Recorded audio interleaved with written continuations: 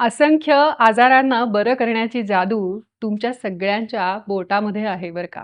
पण जेव्हा मेडिकलला असताना आयुर्वेदशास्त्र आणि योगशास्त्र ह्यांचा अभ्यास केला, तेव्हा समजलं की आपल्या बोटांमध्ये खरंच जादू आहे.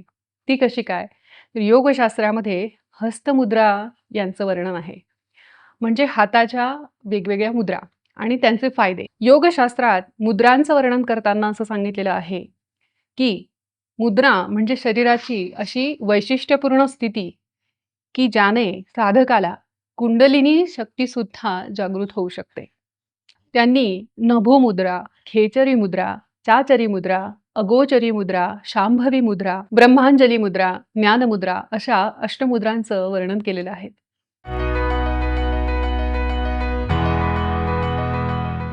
नमस्कार, मी डॉक्टर ईशा. डॉक्टर ईशाच पॅलेट ह्या आपल्या यूट्यूब चॅनलमध्ये आपल्या सगळ्यांचं मनःपूर्वक स्वागत आहे. आपल्या हाताच्या 5ही बोटांवर 5 पंचमहाभूतांची तत्व विराजमान असतात. सगळ्यात पहिलं म्हणजे अंगुष्ठ, त्यावर अग्नितत्व विराजमान असतं. दुसरं म्हणजे तर्जनी, ह्या बोटावर वायुतत्व विराजमान असतं. मध्यमा म्हणजे मधलं बोट, यावर आकाशतत्व विराजमान असतं. त्याचबरोबर पुढचं येतं ते म्हणजे अनामिका, त्यावर तुमचं पृथ्वी तत्व आणि 5वं म्हणजे जलतत्व हे कनिष्ठिका म्हणजेच करंगळीवर विराजमान असतं. मग ह्याचा सिग्निफिकन्स काय? हस्तमुद्राशास्त्र शिकताना ह्याचे खूप सारे आरोग्यासाठी फायदे आहेत, असं आम्ही शिकलो होतो. परंतु मला नेहमी प्रश्न पडायचा, की ह्याचं प्रत्यक्ष प्रमाण मिळत नाहीये किंवा हे खरंच कसं काम करतं हे समजत नाही. तर मग ह्याला काही आधार असेल का? तर एकदा युरोपमध्ये असताना एक कॉन्फरन्समध्ये एक अमेरिकन डॉक्टरनी आम्हाला सांगितलं, की तुम्ही ही जी काही तुमच्या हाताची बोटं आहेत आणि त्याच्या ज्या काही मुद्रा आहेत, त्या म्हणजे तुम्ही न्यूरल स्विचेस आहे असं कन्सिडर करा आणि एक प्रयोग करून बघा. त्यांनी जो प्रयोग सांगितला तो मी तुम्हाला आता करायला सांगणार आहे. तर आता त्याच्यामध्ये त्यांनी आम्हाला सांगितलं, की अंगुष्ठ म्हणजे तुमचा थंब आणि इंडेक्स फिंगर या दोघींना तुम्ही अशा प्रकारे अशा पोझिशनमध्ये धरा. म्हणजेच आपल्या योगशास्त्रामध्ये सांगितलेली ही ज्ञानमुद्रा आहे. आणि सांगितलं, की मग आता तुम्ही तुमचा ब्रीथिंग पॅटर्न ऑब्झर्व्ह करा. म्हणजे तुमच्या श्वासाकडे तुम्ही लक्ष द्या. आणि जेव्हा अशा प्रकारे आम्ही करून बसलो, तेव्हा लक्षात आलं, की तुमचं श्वासोच्छ्वास हा खोल-खोल जातो. म्हणजे ज्याला म्हणतात, की डीप ब्रीथिंग. जेव्हा तुम्ही अशा प्रकारे ज्ञानमुद्रेमध्ये तुमच्या हाताची पोझिशन करतात, तेव्हा तुमचं डीप ब्रीथिंग तुमच्या नकळत सुरू होतं. त्यानंतर त्यांनी सांगितलं, की आता ही जी पोझिशन आहे ही बदला आणि आता रिंग फिंगर घ्या इंडेक्स फिंगरच्या ऐवजी. म्हणजे अशी मुद्रा करा, ज्याला पृथ्वी मुद्रा म्हटलेलं आहे. अशामध्ये केल्यानंतर तुमचा श्वासोच्छ्वास आता त्याच्याकडे लक्ष द्या. आता श्वासोच्छ्वास जो आहे ना तुमचा, तो शॅलो व्हायला लागतं. आता बघा हे असं केल्यानंतर बोलताना सुद्धा मला जरा दम लागतोय आणि तेच मी पुन्हा आता असं केलं. आता माझं डीप ब्रीथिंग सुरू झालं आणि डीप ब्रीथिंगचे किती फायदे आहेत, हे आपल्या प्रत्येकालाच माहिती आहे. म्हणूनच त्याला ज्ञानमुद्रा म्हटलेलं आहे. कारण ह्या ज्ञानमुद्रेमध्ये तुमचा फोकस वाढतो, तुमची एकाग्रता वाढते. म्हणून विद्यार्थ्यांमध्ये तसंच ज्याला कोणालाही आपल्या मेंदूची कार्यक्षमता टिकवायची आहे, फोकस वाढवायचा आहे, आपली एकाग्रता वाढवायची आहे, त्यांनी सगळ्यांनी ही ज्ञानमुद्रा केली पाहिजे. जेव्हा हे मी ऐकलं त्यांचं आणि जेव्हा स्वतःवर हा प्रयोग आपण केला, तुम्ही सुद्धा जर आता हे व्यवस्थित केलं, तर तुमच्या लक्षात येईल, की अशा प्रकारे तुमचे ब्रीथिंग पॅटर्न जस्ट एका स्विचमध्ये चेंज होतात. म्हणजे जणू काही ही आपल्या शरीरामध्ये दिलेले न्यूरल स्विचेस आहे आणि मग माझा मुद्राशास्त्रावरचा, मुद्राशास्त्रावरचा विश्वास अधिकच घट्ट झाला. आता ज्ञानमुद्रा मी जी तुम्हाला सांगितलेली आहे, ती कशी करायची? तर जनरली योगशास्त्रामध्ये असं वर्णन आहे, की मुद्रा करताना तुम्ही पद्मासनामध्ये बसलं पाहिजे आणि मग जसं ओमकार करताना बघा पद्मासनात बसतात आणि पहिली ही मुद्रा करतात. तिला ज्ञानमुद्रा म्हणतात. पण पद्मासनात तुम्हाला नाही जमलं बसायला. तुम्ही असं जरी मुद्रा केला तरीसुद्धा त्याचे फायदे होतात. किती मिनिटं केली पाहिजे मुद्रा? कमीत कमी 2 मिनिटं. तर जास्तीत जास्त कितीही वेळ तुम्ही करू शकता. त्याचे काहीही साइड इफेक्ट नाहीयेत. ज्ञानमुद्रेने तुमचा जो काही तणाव आहे, स्ट्रेस आहे, तो निघून जातो त्यामुळे ताणतणाव दूर करण्यासाठी म्हणून ही ज्ञानमुद्रा खूप उपयोगी आहे. मनाची चंचलता, लहान मुलांमध्ये म्हणा किंवा मोठ्यांमध्ये म्हणा, गोंधळ उडणे मनाचा, यासाठी तुम्ही जर नुसतं असं करून शांत बसलात ना, तरीसुद्धा मन शांत होतं. आणि त्याबरोबर जर तुम्ही ओंकाराचा जप केला, तर अजूनच सोने पे सुहागा. याच्या पुढे येते ती म्हणजे वायुमुद्रा. वायुमुद्रेमध्ये काय करायचं आहे, ज्याप्रमाणे आपण ज्ञानमुद्रा केली होती, त्याला फक्त आता ही जी तर्जनी आहे, पहिलं बोट जे आहे ते वाकवून धरायचं आहे दोन्ही हातांचं आणि उरलेली 3 बोटं सरळ ताणून धरायची.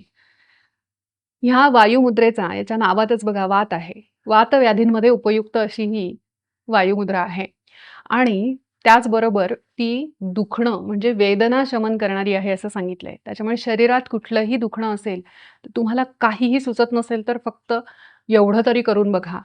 आणि जर अगदीच कमी नाही झालं तर पेनकिलर घ्या. परंतु हा सुद्धा खूप चांगला वाताला कमी करण्याचा उपाय आहे. मी जसं म्हटलं, की हे न्यूरल स्विचेस आहे आणि आयुर्वेदामध्ये वात ही जी कन्सेप्ट आहे ना, ती फक्त पोटातला गॅस एवढीच नाहीये हो. आयुर्वेदाचं तुम्ही वाताचं जर वर्णन वाचलं ना, तर ते तुमच्या नर्व्हस सिस्टम म्हणजे तुमची मज्जासंस्था ही वाताच्या अंडर येते. त्यामुळे जिथे-जिथे पण आयुर्वेद असं सांगतो ना, वाताचं दुखणं, तर हे काय फक्त पोटाच्या गॅसचं वर्णन आहे का? नाही.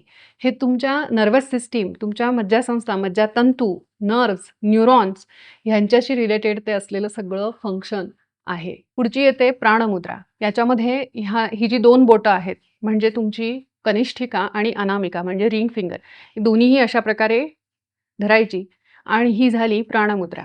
हिचे फायदे काय आहेत? तर शरीरातलं व्याधिक्षमत्व म्हणजे प्रतिकारशक्ती वाढवणारी आहे. स्फूर्ती आणि उत्साह वाढतो आणि अजून एक वैशिष्ट्यपूर्ण ह्याचा उपयोग सांगितलेला आहे, तो म्हणजे की नेत्रदोष घालवतो. आजकाल बघा सगळ्यांनाच कॉम्प्युटर आय सिंड्रोम आहे. प्रत्येकाला चष्मा आहे. तर ही प्राणमुद्रा तुम्ही त्यासाठी जरूर करा. पुढे येते ती म्हणजे व्यानमुद्रा. तर व्यानमुद्रेमध्ये ज्याप्रमाणे आपण प्राणमुद्रेत हे 2 बोटं वापरली होती, करंगळी आणि अनामिका. तर आता व्यानमुद्रेमध्ये ही 2 बोटं वापरायची, पहिली 2 की ज्याच्यामध्ये तुमची तर्जनी आणि मध्यमा ही दोन्हीही अंगठ्यावर टेकवायची आणि उरलेली 2 बोटं सरळ ठेवायची. व्यानवायू ह्याचं वर्णन आयुर्वेद करतो, की व्यानो हृदी स्थितः म्हणजेच काय, की व्यानवायू हा हृदयामध्ये स्थित आहे आणि तो शरीरातील सगळं आकुंचन, प्रसरण ह्या ज्या क्रिया असतात, रक्ताभिसरण वगैरे ह्या सगळ्यांवर त्याचा कंट्रोल असतो. त्याच्यामुळेच ही मुद्रा ज्यांना ब्लड प्रेशरचा त्रास आहे, उच्च रक्तदाबाचा त्रास आहे, त्यांच्यामध्ये सुंदर काम करते. त्याचबरोबर रक्ताल्पता म्हणजे ज्यांच्यामध्ये रक्ताची कमतरता आहे, त्याला ॲनिमिया म्हणतात किंवा हिमोग्लोबिन कमी आहे, त्यांच्यामध्ये सुद्धा ही खूप उपयोगी आहे. ही जी व्यानमुद्रा आहे ना, तिचं असं वैशिष्ट्य सांगितलेलं आहे, की ही जर तुम्ही तेव्हा तुमच्या अंगात ताप असतो, ही ज्वरामध्ये जर केली, तर ज्वर लवकर बरा होण्यास मदत होते. त्याच्यामुळे इतर ट्रीटमेंटच्या सोबत जर तुम्ही हा जर व्यायाम केला छोटासा, तर तुम्हाला तापातनं पटकन मुक्ती मिळेल. कारण का? तर हे असे असे 2 न्यूरल स्विचेस आहेत ना, की त्याच्याने तुमचं थर्मो रेग्युलेशन होतं. तुमच्या शरीरातलं टेम्परेचर कंट्रोल करणाऱ्या ग्लँड्सवर ह्याचं काम होतं. पुढची येते ती म्हणजे समान मुद्रा. अतिशय सोपी आहे. आपण जेवताना ज्या प्रकारे 5ही बोटं एकत्र करतो आणि घास खातो, भारतीय पद्धतीने जेव्हा आपण जेवतो तेव्हा, त्यावेळेस जी आपल्या हाताचा चंबू तयार होतो ना, ती म्हणजे समान मुद्रा. आणि हिचं काम काय आहे? तर समान वायू शरीरामध्ये कुठे असतो? आयुर्वेद सांगतो, "समानहो अग्नी समीपस्थः." म्हणजे जो अग्नीच्या जवळ राहणारा वायू आहे. थोडक्यात तुमच्या जाठर अग्नीला म्हणजे तुमच्या पचनाच्या क्रियेला जी प्रभावित करते, ती सिम्पॅथेटिक नर्व्हस सिस्टम आणि तिचं कार्य आणि समान वायूचं कार्य हे सारखं आहे. त्याच्यामध्ये त्यांनी समान वायूचं कार्य सांगताना असं सांगितलेलं आहे, की अन्नम पचती, गृह्णाती, विवेचयती, मुंचतीच. म्हणजेच काय, की तुमच्या अन्नाचं पचन करणं, तुमच्या अन्नाचं विवेचन करणं म्हणजे त्याच्यातला चांगला भाग जो आहे तो काढून घेणं आणि नंतर दुसरा उरलेला जो भाग आहे, ज्याचा मल तयार होतो तो पुढे ढकलणं, हे सगळं काम हे समान वायू करतो. ह्याचा अर्थ तिथल्या पॅरासिम्पॅथेटिक नर्व्हचं, वेगस नर्व्हशी रिलेटेड जे फंक्शन आहे, तेच समान वायूचं आयुर्वेदातील फंक्शन आहे. आणि जेव्हा तुम्ही अशा प्रकारे 5ही पंचमहाभूत आहेत बघा बोटांवर, ती 5ही महाभूतं जशी एकत्र करतात, तेव्हा तुमचं पचनाची क्रिया चांगली होते. म्हणून बघा, जेव्हा तुम्ही भारतीय पद्धतीने हाताने जेवण करतात, तेव्हा ऑटोमॅटिक काय होतं? तुम्ही ही समान मुद्रा करतात. तिचे फायदे काय आहेत? पचन चांगलं होतं, तुमच्या शरीराला उत्साह मिळतो आणि अवयवांना चांगली ऊर्जा पोहोचवली जाते. म्हणून हाताने खाण्याचे किती फायदे आहेत बघा. काट्या चमच्यानी खाण्याची पाश्चिमात्यांची संस्कृती आणि ते आपल्याला हिणवतात. जेव्हा आपण अशा प्रकारे हाताने खातो त्यांच्या देशामध्ये जाऊन, तर ते त्याला अजागळ म्हणतात. ते त्यांच्या एटिकेट्समध्ये बसत नाही. पण आपल्या संस्कृतीमध्ये ह्या छोट्या-छोट्या गोष्टींचा विचार करून दिलेला आहे आणि म्हणून आपल्यामध्ये हाताने खाण्याची परंपरा आहे. आता ह्या पुढची आहे, ती म्हणजे उदान मुद्रा. तर उदान मुद्रेमध्ये काय करायचं आहे, तर तिन्हीही बोटं पहिली जी आहे ती अशा प्रकारे आणि तुमची करंगळी जी आहे ती सरळ ताठ हवी. ही म्हणजे उदान मुद्रा. आता हिचे काय फायदे आहेत? तर उदान वायू ह्याचं कार्य सांगताना सांगितलंय, की उदानो उरी स्थितः नासा-नाभी गलांश्चरेत. म्हणजे ह्याचं जे कार्यक्षेत्र जे आहे ते काय-काय आहे? तर तो उरामध्ये स्थान त्याचं आहे. त्याचा प्रभाव जो आहे तो तुमच्या ई-एन-टी म्हणजे इयर, नोज, थ्रोट ह्या सगळ्यावर अगदी नाभीपासून वर. त्याचं सगळ्यात मुख्य कार्य जे आहे ते वाणी. वाणीची उत्पत्ती जी आहे ती उदान वायूच्या अंडर येते. त्याचबरोबर बलवर्ण स्मृती क्रिया हा. तुमची मेमरी चांगली राहणं, तुमचं बल चांगलं राहणं, तुमची वर्ण, तुमची कांती चांगली राहणं हे सगळं उदान वायू करतं. आणि मग उदान वायूची ही मुद्रा केल्याने काय होतं? तर वाचा दोष कमी होतात. तुम्हाला चांगलं बोलता यावं ह्यासाठी उदान मुद्रेचा खूप चांगला फायदा होतो. त्याचबरोबर सर्दी, खोकला, टॉन्सिल वाढलेले असणे ह्या सगळ्यांमध्ये म्हणजे ई-एन-टीशी रिलेटेड तुम्हाला आजार असतील, कान, नाक, घसा, त्या सगळ्यांमध्ये उदान मुद्रा खूप छान काम करते. तसंच ज्या मुलांना बोलता येत नाही किंवा ज्यांना काही वाचा दोष असतात, त्यांच्यामध्ये मी ह्या उदान मुद्रेचा वापर करून एक छान उपाय सांगते. त्याच्यामध्ये तुम्हाला उदान मुद्रा करायची आहे आणि जी काही मुलं लहान असतात, ज्यांना डिलेड माइलस्टोन आहे, ज्याला स्पीच डिले म्हणतात. तर अशांमध्ये ज्यांना बोलता नीट येत नाही, तोत्र बोलतात, त्यांचे वाकदोष कमी व्हावेत, त्यांची वाणी शुद्ध व्हावी, म्हणून ही उदान मुद्रा करावी आणि मी जो आता श्लोक म्हणतीये, तो श्लोक तुमच्या मुलांना शिकवा. ओम अशेष वाग्जाट्य तमोपहंत्री नवम नवम स्पष्ट सुवाक्यदायिनी ममेह जिव्हाग्र सुरंग नर्तकी भव प्रसन्ना वदने मम श्रीही. याच्यामध्ये सरस्वतीची उपासना केलेली आहे किंवा सरस्वतीची स्तुती केलेली आहे आणि तिला आवाहन केलेलं आहे. तर हा श्लोक 11 वेळा हा मंत्र जर तुम्ही ह्या मुद्रेसहित केला तर तुमचे वाचादोष नष्ट होतात. मग आता लहान मुलं कसं करतील हो हे? मी तुम्हाला खरं सांगू का? पालकांनी केलं, तुम्ही आई-वडिलांनी केलं, की मुलं बरोबर कॉपी करतात. मी सुद्धा जेव्हा असं करून बसते ना, तर माझा मुलगा पण बरोबर मला असं कॉपी करतो. देवघरामध्ये त्याला घेऊन बसायचं आणि मग आपण एक-एक शब्द सांगायचा. ओम, अशेष वाग्जाट्य. आता स्क्रीनवर जो दिसतोय, तो लगेच तुम्ही स्क्रीनशॉट काढून घ्या ह्या मंत्राचा. आणि हा मंत्र तुम्ही त्याला शिकवा. तुमचा पाठ होण्याच्या आधी लहान मुलांचा पाठ होऊन जाईल. आणि मग आता एवढ्या लहान मुलांना स्पष्ट उच्चारता येणार नाही. उच्चारता येणारच नाही कारण त्यांच्यामध्ये वाचादोष आहे. तोच तर आपल्याला घालवायचा आहे. म्हणू दे की त्यांना ओम अशेष वाग्जाड्य तमोपंथली म्हणू म्हणू दे. पण ते बोबडे का म्हणेनात. हळू ते पाठ होतील आणि त्यांचा वाचादोष कमी व्हायला सुरुवात होईल. आणि हा प्रयोग मी बऱ्याच जणांना सांगितला. मी स्वतःसुद्धा याचा अनुभव घेतलेला आहे. ह्याच्याने खूप उत्कृष्ट फायदा होतो. तर नक्की हा प्रयोग तुम्ही करा. त्याच्या पुढे येते ती म्हणजे अपान मुद्रा. अपान मुद्रा लक्षात ठेवण्याचं एक सोपं ट्रिक सांगते तुम्हाला. लहानपणी आपण हरीण करायचो बघा आणि ते हरीण भिंतीवर आपण त्याचा सावली बघायचो. तर ते हरीण म्हणजेच बोटांनी केलेलं ते म्हणजेच अपान मुद्रा आहे. आता ह्या अपान वायू जो आयुर्वेदात सांगितलाय, त्याचं कार्य काय आहे? तर तो तुमच्या कमरेच्या खालच्या सगळ्या अवयवांना कंट्रोल करतो. त्याच्यावर त्याचं म्हणजे थोडक्यात तुमच्या कमरेच्या खाली कंट्रोल करणारी जी काही मज्जासंस्था किंवा नर्व्हस सिस्टम आहे, पार्ट आहे नर्व्हस सिस्टमचा, तो सगळा अपान वायूच्या अंडर येतो. आणि त्याचं फंक्शन काय आहे? तर अगदी मलमूत्र आणि गर्भनिष्क्रमण, शुक्रनिष्क्रमण असं सांगितलेलं आहे. म्हणजे तुमच्या प्रजनन संस्थेतील अवयवांवर ह्याचा कंट्रोल आहे. तुमच्या मल आणि मूत्रांवर ह्याचा कंट्रोल आहे. आणि थोडक्यात ज्यांचं पोट साफ होत नाही, ज्यांना गॅसेस होतात, पोट डबडबलेले आहे, अशांमध्ये ही अपान मुद्रा करावी. पचन ह्याच्याने सुधारतं. ज्यांना मूतखड्याचे त्रास आहे, ह्यांच्यामध्ये अपान मुद्रेचा फायदा होतो. ज्यांना शुक्राशी संबंधित समस्या आहे, ज्या पुरुषांना वीर्याशी संबंधित, त्यांच्यामध्ये अपान मुद्रेचा फायदा होतो. ज्या स्त्रियांमध्ये मासिक पाळीच्या समस्या आहे, त्यांच्यामध्ये या अपान मुद्रेचा फायदा होतो. आता ह्या पुढची आहे ती म्हणजे अपान वायू मुद्रा. आता ह्या पुढच्या तिन्ही मुद्रा ह्या हार्टच्या पेशंटसाठी खूप उपयुक्त आहेत. त्याच्यामुळे तुम्ही नीट ऐका आणि बघा कशा करायच्या त्या.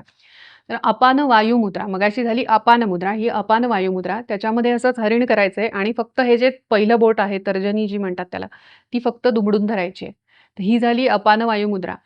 अशा प्रकारे जेव्हा तुम्ही ही मुद्रा करतात, तेव्हा त्याचा फायदा हा हृदयाचं रक्ताभिसरण चांगलं व्हावं, तिथल्या रक्तवाहिन्यांचे दोष कमी व्हावे, म्हणून हृदयाच्या आरोग्यासाठी ही अपान वायू मुद्रा खूप उपयुक्त आहे.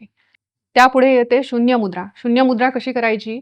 तर अशा प्रकारे 3 बोटं आणि मधलं जे बोट आहे मध्यमा, ती अंगुष्ठावर ते दाबून ठेवायचं. अशा आणि बाकीची 3 बोटं सरळ ताणून ठेवायची. ही झाली शून्य मुद्रा आणि त्याच्याच पुढची येते ती म्हणजे आकाश मुद्रा. त्याच्यामध्ये फक्त हे जे मधलं बोट आहे ते अंगठ्याने दाबून ठेवायचं. ह्या दोन्हीही मुद्रा आणि आधी मी जी सांगितली अपानवायू मुद्रा, ह्या तिन्हीही मुद्रा ह्या हृदयविकाराचा ज्यांना त्रास आहे, ज्यांना झटका येऊन गेलेला आहे, हृदयाचं आरोग्य अबाधित राहावं, त्या सगळ्यांमध्ये ही उपयुक्त आहे ह्या तिन्हीही मुद्रा. शून्य मुद्रा आणि आकाश मुद्रा या दोन्हीही ज्यांना सियाटिकाचा त्रास आहे, गृध्रसी, वातविकार आहेत, स्नायूंचे आजार आहेत, त्यांच्यासाठी सुद्धा ही खूप चांगलं काम करते. त्यानंतर पुढची येते ती म्हणजे पृथ्वी मुद्रा. जे मगाशी सुरुवातीला मी जे सांगितलं, की अशी मुद्रा केल्यानंतर तुमचं शॅलो ब्रीथिंग सुरू होतं बघा. इथून तुमचा श्वास वरच्यावर यायला लागतो.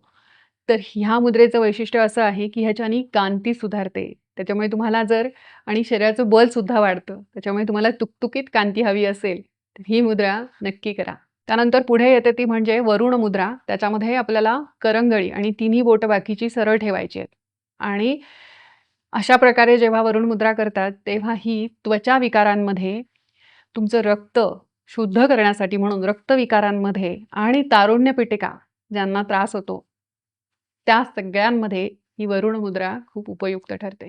त्यानंतर पुढची येते ती म्हणजे सूर्यमुद्रा. त्यामध्ये हे जे अनामिकाचं बोट आहे ते दुमडून धरायचं अंगठ्याने आणि अशा प्रकारे बाकीची तिन्ही बोटं सरळ. सूर्य म्हणजे काय आहे? तर सूर्य म्हणजे उत्साह, ऊर्जा आणि शरीरातील अग्नितत्वाची ही मुद्रा आहे. त्याच्यामुळे पचन सुधारणं, उत्साह वाटणं, ह्या सगळ्यासाठी सूर्यमुद्रा कामाची आहे. त्याचबरोबर थायरॉईडचा आजार ज्यांना असतो, कारण अग्नी, आयुर्वेदातला अग्नी म्हणजेच काय आहे? तो मेटाबॉलिझम, शरीरातलं मेटाबॉलिझम आणि शरीरातलं मेटाबॉलिझम कंट्रोल करणारी ग्रंथी कुठली? तर ती म्हणजे थायरॉईड. त्यामुळे थायरॉईडचे ज्यांना आजार आहेत, त्यांच्यासाठी ही सूर्यमुद्रा खूप सुंदर काम करते. बघा, ह्या मुद्रा आपण नियमित कराव्यात म्हणून कलेच्या माध्यमातून त्या आपल्या आयुष्याशी आपल्या पूर्वजांनी जोडून दिल्या. म्हणूनच आपल्या भारतीय नृत्यशास्त्रामध्ये कथकली, भरतनाट्यम यामध्ये या हस्तमुद्रांचा खूप मुक्तपणे वापर केलेला आहे. कारण का?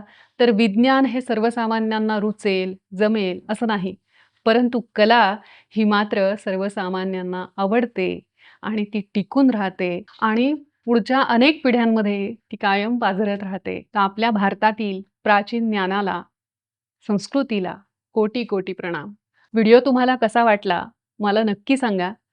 शेअर करायला विसरू नका, जेणेकरून ही जी काही ऑथेंटिक माहिती आहे, ती जास्तीत जास्त सगळ्यांपर्यंत पोहोचेल. अशीच शास्त्रशुद्ध माहिती घेऊन पुन्हा भेटूयात. तोपर्यंत नमस्कार.